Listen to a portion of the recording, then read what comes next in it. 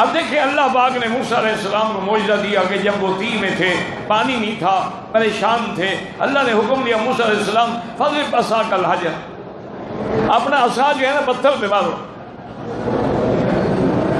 فانفجرت منہ اثنتا عشرۃ عینا، 12 چشمے جاری ہو گئے، چونکہ 12 قبائل تھے، 12 اسباط تھے۔ یہ ٹھیک ہے بڑا معجزہ ہے کہ پتھر سے پانی نکل آئے، لیکن پتھروں سے تو چشمے نکلا کرتے ہیں۔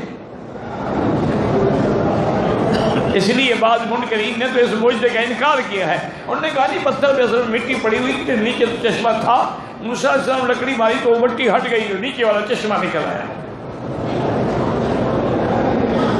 حالانکہ یہ بات غلط ہے، وہ تو 12 چشمے پھوٹ پڑے۔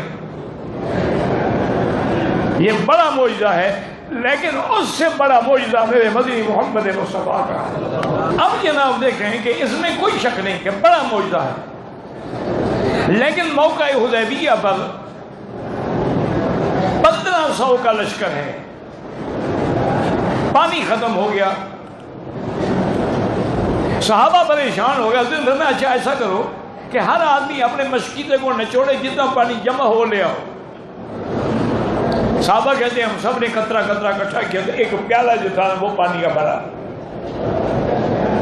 اب ایک پیالہ اور 1500 آدمی ہیں، حضور نے اپنا ہاتھ مبارک جو ہے اس پانی میں رکھا، صحابہ کہتے ہیں 1500 گواہ ہے صحابہ کا، فرماتے ہیں یفور الماء من اصابع، حضور کی انگلیوں سے چشمے پھوٹ پڑے۔